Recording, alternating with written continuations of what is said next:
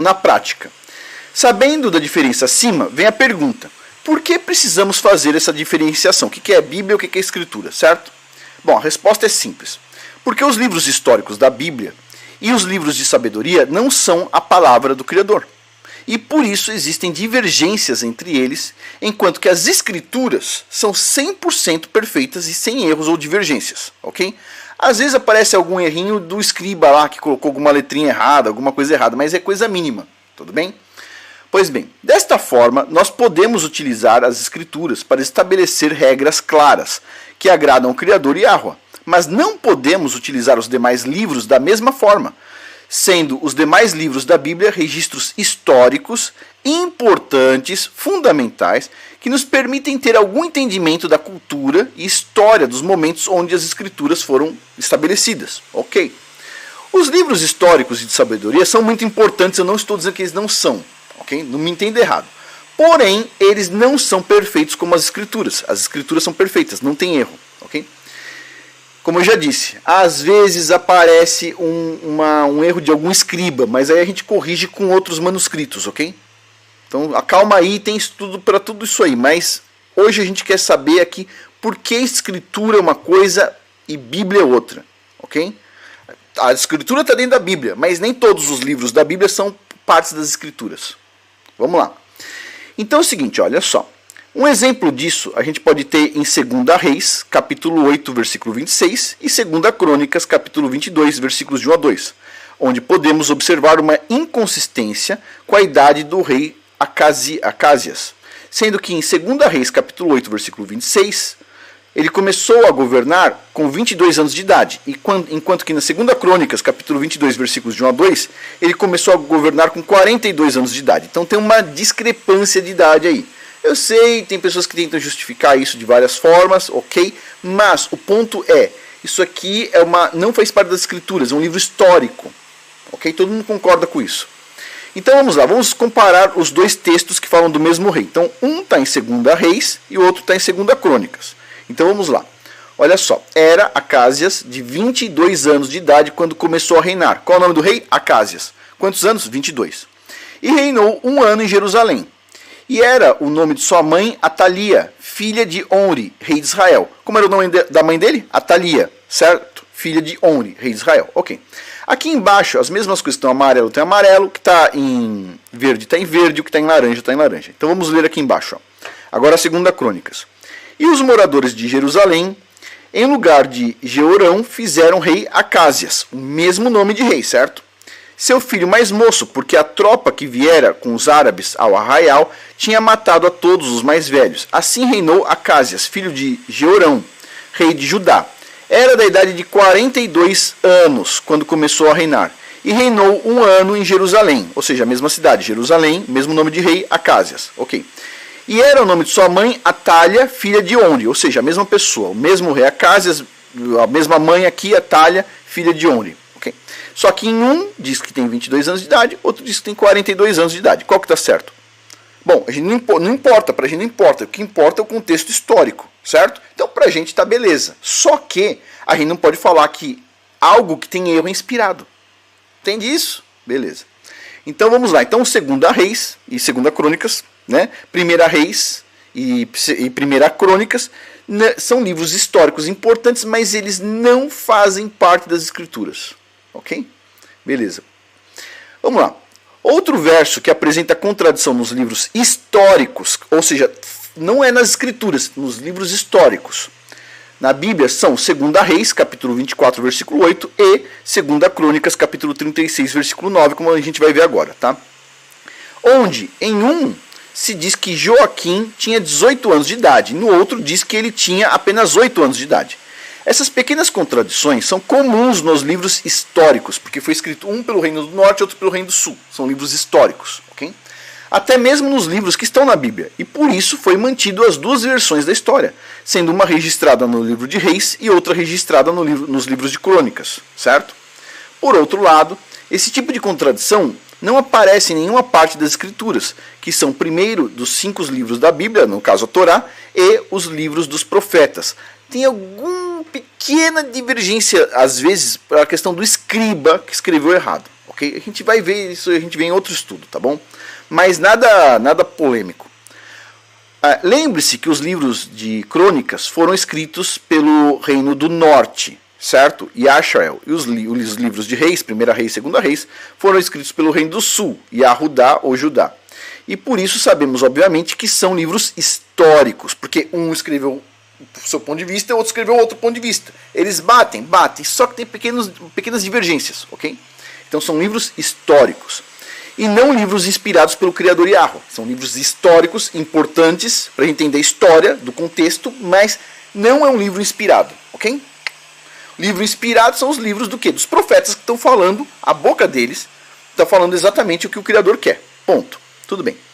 Então vamos lá. Tinha Joaquim, olha só, desculpa, Segunda Reis e Segunda Crônicas, vamos lá. Tinha Joaquim 18 anos de idade, quando começou a reinar e reinou 3 meses em Jerusalém.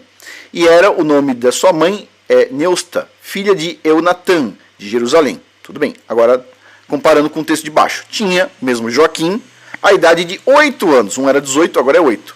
Quando começou a reinar. E reinou 3 meses e 10 dias em Jerusalém. Certo? 3 meses. E fez o que era mal aos olhos do Criador Yahweh. Tá aqui. Então, tem uma diferença na idade aqui. Certo? Uma diferença numérica. Não tem como a gente discutir. Um é 8, outro é 18. Certo? Aqui em cima quanto que era? Ó? Um era 22 e o outro era 42. Tá? Tudo bem. Eu sei, tem pessoas que fazem estudos para falar, não, isso aqui não é uma divergência. É uma divergência, pessoal, inegável, não tem o que fazer, tá bom? É uma coisa que todo mundo concorda. Né? Eu sei que tem pessoas que não concordam, mas a maioria das pessoas concorda. E, tipo assim, não tem o que fazer. Veja. Então vamos lá. Os livros de 1 Macabeus e 2 Macabeus, por exemplo, são muito importantes para entendermos o que os gregos fizeram quando começaram a dominar sobre Israel ou Yashael. Aqui eu falo Yashael porque é o que o pessoal da Bíblia Sefer nos Estados Unidos usa. Tá? Porém, a importância desse livro não está... desculpa, leis... não está em leis, né? E sim para entendermos historicamente como foi o domínio grego. Ou seja, 1 Macabeus, 2 Macabeus são importantes. Foi tirado da Bíblia protestante? Foi. Está na Bíblia católica? Está. Certo? E são livros importantes. Tudo bem? Mas assim como 1 Crônica, 2 Crônicas não são livros inspirados, são livros sobre a história. E são importantes, certo? Tudo bem. Outro exemplo é o livro de Enoque, certo? O qual, embora tenha muitas informações relevantes ou interessantes, para entendermos melhor, eventualmente, Gênesis, sabemos que essas informações são de ordem cultural e não divina. Não, o livro de Enoque não foi escrito por próprio Enoque. Tá? Isso é consenso, todo mundo sabe disso. Então, mas mesmo assim, quem escreveu o livro de Enoque era uma pessoa lá antes de Cristo, certo? A gente está falando aí 100 ou 200 anos antes de Cristo, não é da época de Enoque, mas é alguém que estava mostrando o que a cultura daquela época acreditava ou entendia de Gênesis. Então, beleza. Mas é inspirado? Resposta, não. Livro de 1 Macabeus, 2 Macabeus, 1 Crônica, 2 Crônicas, 1 Reis, 2 Reis, livro de Enoque, não são inspirados. São livros para a gente entender aspectos culturais ou históricos. Beleza? Beleza. Então são importantes. Mas vamos lá. Por que não são, o livro de Enoque, no caso, não são um livro divino, e sim de ordem cultural? Muito simples. No livro de Enoque consta que o ano solar é composto por 364 dias, correto? Está lá, no livro de Enoque. Quando sabemos que o ano solar, de fato, tem 365 dias e 1/4 de dias e mais um pouquinho. Ou seja, não bate, certo? Embora seja um pequeno erro de pouco mais de um dia no período solar, ou seja, uma boa precisão para o pessoal da época, o fato é que essa informação claramente é de origem cultural das pessoas e não de origem divina, pois o Criador dos céus e da terra, Yahweh, ele não erra, nem por um dia, ele não erra. Então, se tem alguma coisa divergente num livro, a gente considera o que ele como um livro histórico-cultural, mas não tem origem divina. Entendeu isso? Vamos de novo. O que o Criador fala vem sem erro, tá? Quando a gente vê alguma pequena divergência, não importa qual, isso indica o quê? Que obviamente aquele livro não veio do Criador. Certo? No caso, 1 Reis, 2 Reis, 1 Crônicas, 2 Crônicas, todo mundo sabe que o livro é histórico, ele não é um livro inspirado, ok? Beleza. O livro de Enoque É lógico, com um erro desse aí, de 364 para 365 dias, e um quarto de dia, a gente sabe que ele não é um livro inspirado, muito simples. Por quê? Porque basta você colocar uma vareta no chão, certo? Medir a sombra da vareta, acompanhar durante o ano, e você vai ver que a sombra vai bater exatamente na mesma posição, exatamente no mesmo tamanho, depois de 365 dias e um quarto de dia. Dá para qualquer um medir, certo? Não é invenção da NASA, não é invenção de ninguém. Todo mundo pode medir o tempo do ano solar, certo? E se tivesse um erro de, por exemplo, um dia, que nem 364 dias, e aí você tem um erro de um dia, depois de 365 anos você acabou de perder um ano. A cada 90, são 3 meses, então, cada 90 dias, a estação, desculpa, cada 90 anos, uma estação inteira estaria deslocada. E se a estação está deslocada, a gente tem um problema, porque as festas do Criador caem em estações específicas, certo? Pois bem, então dito tudo isso, o livro de Enoque, obviamente, ele é um livro de cunho cultural, é interessante, é importante, mas ele não é inspirado. Tudo bem, continuando aqui. O livro de Esther, por exemplo, que consta na Bíblia, também é um livro histórico. É um livro que está lá contando a história do que aconteceu. E não é um livro para criar doutrinas, tendo sua importância histórica, mas na definição de doutrinas, não. Ele não é inspirado, o livro de Esther. É um livro importante? É. Mas ele é um livro que está falando sobre doutrinas, leis e companhia? Não. É um livro histórico, ok? Tudo bem. Justamente por causa disso, é um erro utilizar o livro de Esther para definir uma data de celebração, como por exemplo do Purim. O Purim, o pessoal criou uma data para celebrar que os israelitas ali no caso, os judeus, né, especificamente, eles foram poupados naquele momento, né, pela intervenção ali no caso do Criador através da rainha Esther que foi conversar com o rei. Tudo bem, beleza. Só que tem um probleminha aqui. Ele não é um livro para a gente fazer dogmas. Ele não é um livro para lei, pô. Ele é um livro histórico, certo? Você pode pegar um livro, vamos dizer assim, que não vem do Criador, e fazer festas novas.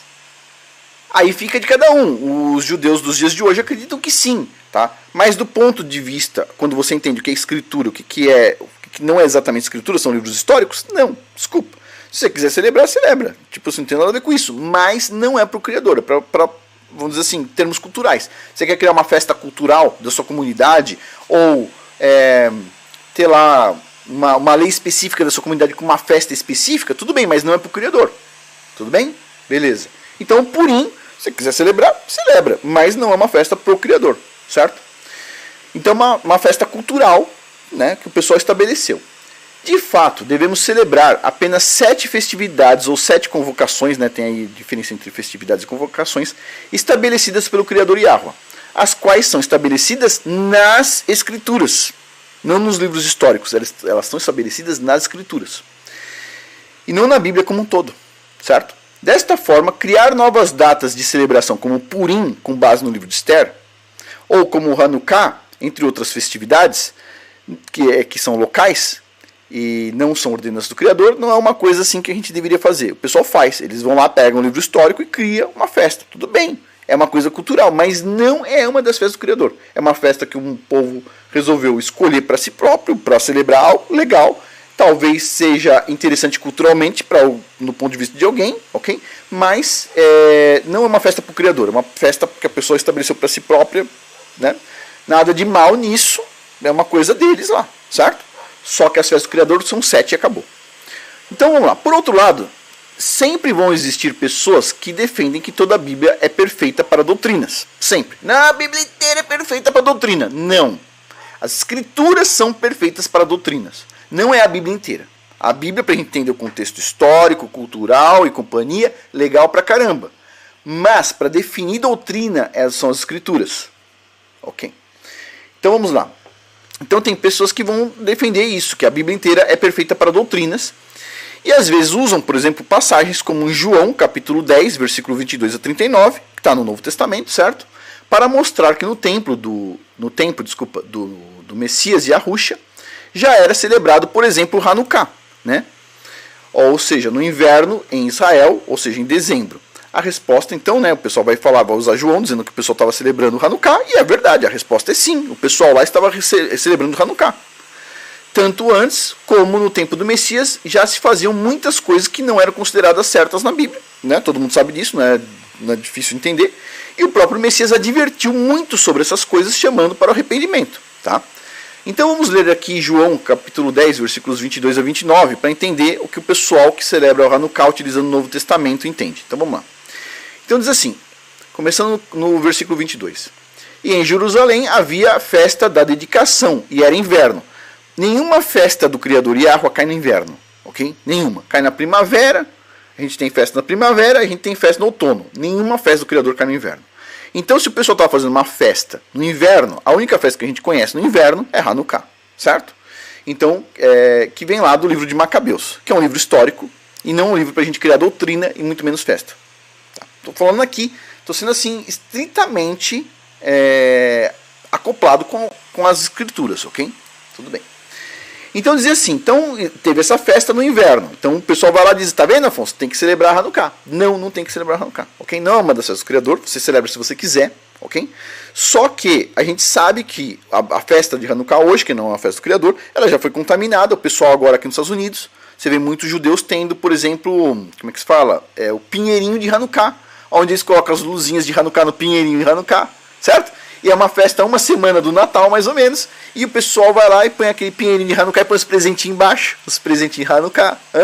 Em Nova York o pessoal faz muito isso. Os judeus lá de Nova York faz isso. Então, é uma festa, como ela não é do Criador, ela vai gerando problemas ao longo do tempo. Você vai falar o seguinte, pô, Afonso, mas uma coisa boa pode gerar idolatria ou erros ao longo do tempo? Pode. Um exemplo disso foi lá Gideão, certo? Que separou, se eu não me engano agora, o escudo, a espada de uma guerra lá que teve, para o pessoal ir lá ver, saber o que aconteceu, e de repente o pessoal começou a adorar aquilo. Então, né, você não deve ficar criando dogmas, doutrinas em cima de livros históricos. Você tem que, tudo que você segue, em termos de lei, em termos de festas, tem que vir das escrituras. Ou seja, Torá e profetas. Pois bem, então vamos lá. Então diz assim, e Yahusha andava passeando no templo, no alpendre de Salomão.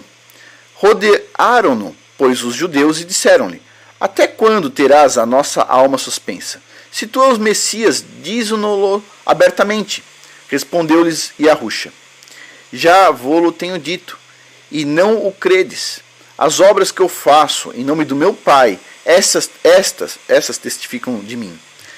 Mas vós não credes, porque não sois das minhas ovelhas, como já vô-lo tenho dito. As minhas ovelhas ouvem a minha voz, e eu conheço-as, e elas me seguem. Eu dou-lhes a vida eterna, e nunca hão de perecer, e ninguém as arrebatará da minha mão. Meu Pai, que mas deu, é maior do que todos, e ninguém pode arrebatá-las da mão do meu Pai. Então, pronto, o Messias estava lá e o pessoal vai tentar usar isso para defender Hanukkah, certo? Eu tenho vários livros sobre as festas, o vínculo das festas israelitas com o que a gente tem no Novo Testamento, e o pessoal vai lá e defende Hanukkah. Né? Não é uma das 7 festas do Criador. Bom, mas continuando aqui. Veja nas figuras abaixo 2 descobertas arqueológicas do tempo que o Messias estava andando pela Terra, certo? Tem aqui detalhes no anexo 1, a gente não vai entrar nos detalhes. As quais são usadas, por exemplo, para validar que os nazarenos do tempo do Messias usavam como símbolo a menorá em união com a estrela de Rinfã, que o pessoal chama de escudo de Davi, né? E é isso. Então vamos lá. Para vocês terem uma noção, isso aqui são 2 achados arqueológicos, vamos dizer assim. Achados arqueológicos, né? Achados. Vou deixar mais claro aqui, ó, pessoal. Quem não está assistindo o vídeo, ó, achados arqueológicos. Vocês já vão entender já. Aonde você vê aqui, ó, uma menorá de 7 braços, conectada com uma estrela de Rinfã, também conhecida como escudo de Davi por algumas pessoas, e um peixe. E o pessoal fala o seguinte, isso aqui é o símbolo dos nazarenos, está bem aqui, tá vendo? Pois bem, então vamos lá. Note no anexo 1, a gente não vai ler o anexo 1 hoje, sobre as figuras acima. É um texto mostrando o histórico das figuras acima, a gente não vai entrar em detalhes. Que foram encontradas convenientemente por um monge. Então o monge encontrou isso, não foi uma equipe de escavação, com um monte de testemunha, não, foi um cara, só ele é testemunha, só o monge, ok? E ele fez essa escavação sozinho, sem nenhuma testemunha. E também, né, ele disse que descobriu essas relíquias quando escavou uma gruta em 1960, enquanto aquela gruta especificamente ela era aberta à visitação de todo mundo. Mas ele resolveu mostrar essas relíquias apenas em 1990, quando a mesma gruta já não era acessível à visitação, o pessoal colocou grades na gruta para ninguém entrar lá dentro. Então hoje a gente não consegue entrar lá dentro da gruta para fazer a escavação, certo? Mas o monge diz que lá em 1960 ele foi lá, escavou, porque não tinha ainda essa grade, ele escavou a gruta e encontrou esses dois achados arqueológicos aqui, que só ele descobriu sozinho. Ninguém mais viu, só ele, certo? Beleza. Então ele foi lá, ele diz que cavou quando não tinha grade, porque todo mundo sabe o momento que tinha grade, tá? Então ele escavou quando não tinha grade, certo? E aí ele guardou na casa dele durante 30 anos, até em 1990, quando a gruta já não era mais acessível, e falou, mas eu descobri lá, certo? Ele guardou 30 anos e ó, zip-zap. E aí é lógico, não sei se vocês sabem, este símbolo aqui da menorá, com a estrela de Renfã e o peixe, certo? Esse símbolo aqui foi patenteado pelo monge, ou seja, você não pode usar ele, você não pode fazer adereço desse símbolo aqui, porque o monge ele tem direitos autorais em cima dessa descoberta que ele mesmo fez. Agora a pergunta é, vamos lá, bom, sem nenhuma testemunha do fato, podemos levantar infinitas hipóteses, como mostraremos abaixo, mas vamos começar aqui com duas. Número 1, esses artefatos, por exemplo, certo? Podem ter sido criados em tempos recentes, e o monge disse que descobriu em 1960, justamente porque seria impossível ele dizer que descobriu em 1990, visto que muitas grutas estão lacradas para futuras escavações oficiais. Então o monge pode ter pego um pedaço de pedra, pode ter pego aquele vaso ali, ele mesmo com um negócio começou a raspar lá, ó, e fez o desenho. Desculpa, como é que você vai provar que não foi o monge que fez? Você não tem como provar, ele descobriu sozinho, 30 anos antes, e já resolvi guardar em secreto, e agora estou liberando, depois que eu fiz a patente do negócio, certo? Quem garante que o monge não fez? Eu não tenho como ter certeza, pessoal. Não, desculpa, tá? Não tem como ter certeza. Agora, item 2. Os artefatos realmente podem ser verdadeiros, certo? Naquela época, e pode ser, daquela época inclusive, pode ser um símbolo de uma seita paganizada, a gente não sabe, porque tinha muito problema de paganismo, a gente sabe que Israel, a Bíblia inteira está falando que eles cometeram coisas às vezes até pior que os pagãos, certo? Visto que não há referência direta aos nazarenos nesse símbolo aqui, certo? A não ser a hipótese levantada de que se trata disso, se trata dos nazarenos, é uma hipótese, aqui, né? Mas sem evidência real para basear tal afirmação. O fato é que qualquer item, presta atenção, qualquer item fora das escrituras, ou seja, Torá e profetas, qualquer coisa fora das escrituras, Torá e profetas, qualquer coisa, certo? Pode ser uma invenção humana de época mais recente, como também de épocas passadas. Lembre-se que a cultura israelita não vem sendo paganizada apenas nas últimas décadas ou séculos, e sim, ela vem sendo paganizada desde muito antes da vinda do Messias Yahusha, certo? Por esse motivo, as únicas referências reais que podem ser utilizadas para estabelecer dogmas e liturgias são as escrituras, e não a Bíblia como um todo, porque a Bíblia é cheia de livros históricos importantes, mas elas não são necessariamente a palavra do Criador. Esses livros históricos não são. O que a gente tem são as escrituras, tá? Uma questão que muitos podem levantar é que alguns livros do Novo Testamento fazem parte das escrituras. Alguém vai falar isso, né? E a resposta curta e simples é não, eles não fazem. O Novo Testamento não faz parte das escrituras. Ele é importante? É histórico? É. Conta a história da vida do Messias. A gente tem algumas coisas que o Messias falou que são importantes, certo? São muito importantes, mas todos esses livros foram escritos depois que o Messias se foi, muitos anos depois, certo? E tem uma questão aí sobre o grego que foi utilizado, o tipo de grego que foi utilizado, que a gente tem as escrituras, vou supor assim, a maior parte delas, escrituras, desculpa, a gente tem os livros, a maior parte deles em grego, e é um grego peculiar, porque não é um grego qualquer, ok? É um grego koiné, que é um grego do pessoal, vamos dizer assim, da elite grega, certo? Das universidades, vamos dizer assim, como se fosse dos sábios. E a gente sabe que os seguidores do Messias eram formados de pescadores, certo? Pescadores e pessoas muito simples muitas vezes. Então, isso é outra conversa, outro momento, tá? Não vamos entrar nisso hoje aqui. Vamos lá. Então, o Novo Testamento ele tem muitas informações importantes e é fundamental para entendermos a primeira vinda do Messias, certo? Jesus Cristo, cujo nome hebraico é Yahushua HaMashiach. Porém, são livros ricos em parábolas e figuras de linguagem que podem possuir múltiplas interpretações, sendo um texto que amplia a nossa visão sobre a Torá e profetas, mas que nas mãos de pessoas sem escrúpulos ou com conhecimento cultural incorreto, pode acabar pervertendo a palavra do Criador Yahweh que está nas Escrituras, certo? Um bom exemplo disso pode ser encontrado em Lucas, capítulo 19, versículo 27, que foi um versículo usado por papas para justificar a matança feita pelas cruzadas, certo? Por pessoas que se entendiam como cristãs, certo? Então os papas usavam esse versículo aqui de Lucas. Então o Messias falava assim, para o seu inimigo, dá outra face, não é isso? Ou não falava isso? Né? Pois bem, agora vamos ver o que os papas usavam aqui. Diz assim, ó, em Lucas capítulo 19, versículo 27.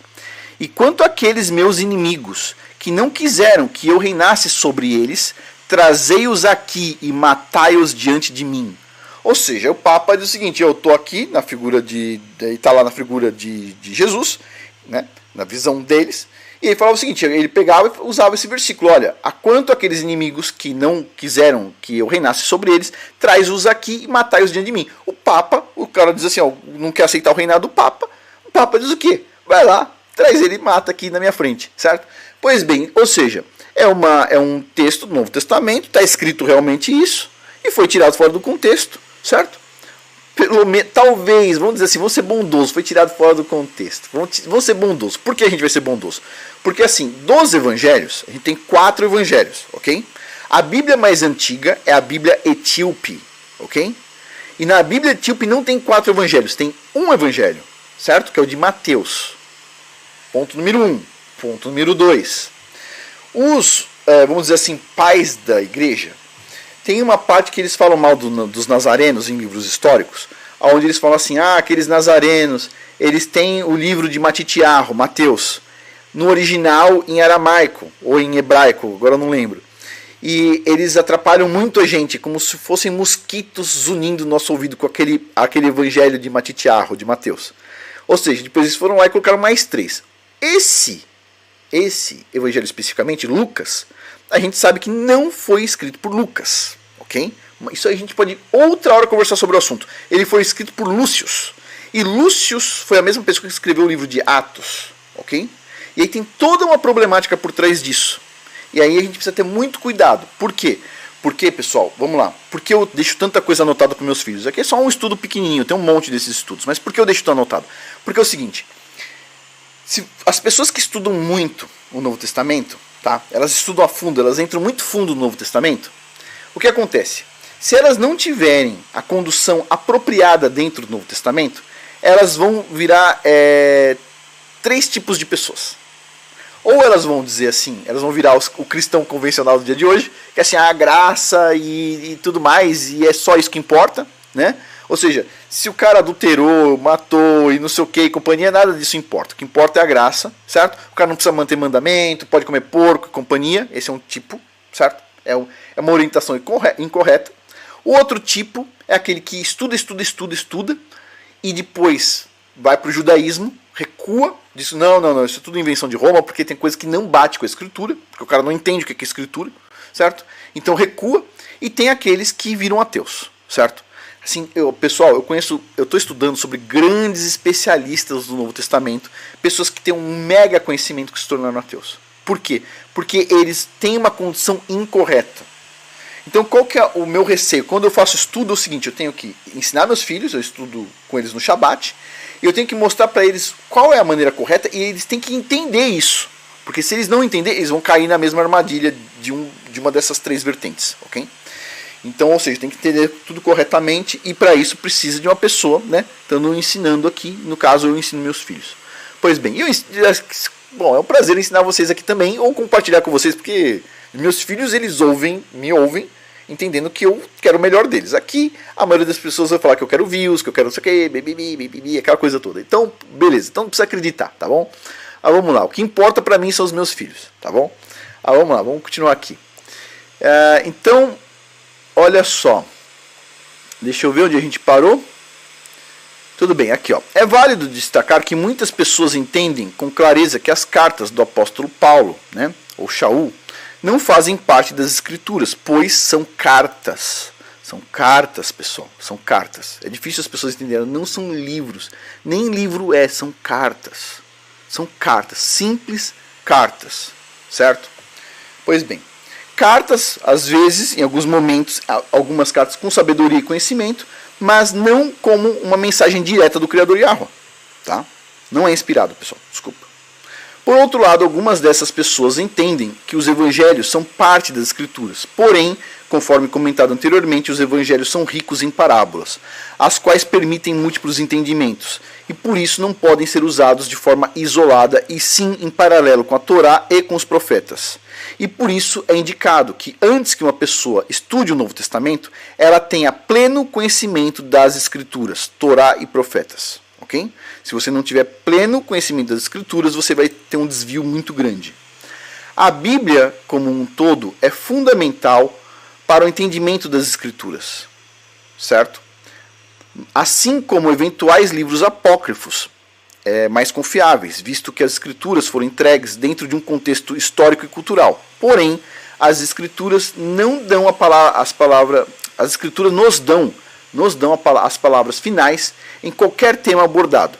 Desta forma, qualquer item da Bíblia que contradiga as escrituras, incluindo as cartas do apóstolo Shaul, apóstolo Paulo, devem ser estudados com cuidado, pois de fato isso só acontece quando uma pessoa não tem conhecimento adequado das escrituras, pois nada na Bíblia contradiz ou anula o que consta nas escrituras sagradas. A gente sabe que tem algumas cartas do apóstolo Paulo, né, que tem um entendimento bastante complicado, e uma hora a gente pode falar sobre isso, certo? A gente pode falar sobre a influência de quem ajudou a colocar aquelas letras ali, certo?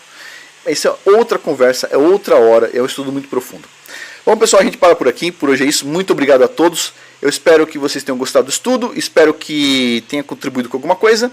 E é isso. Então, tome cuidado aí com essa questão de escritura, Bíblia. Escritura são os livros que são a Torá, os 5 primeiros livros da Bíblia, profetas.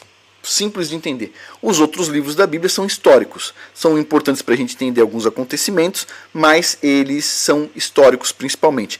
Lógico, dentro do Novo Testamento, a gente tem as palavras do Messias, essas são importantes, certo? Porque o Messias é o Messias, mas essas palavras foram contadas todas num contexto mais histórico, ou seja, passou, e é por isso que a gente às vezes tem que conferir.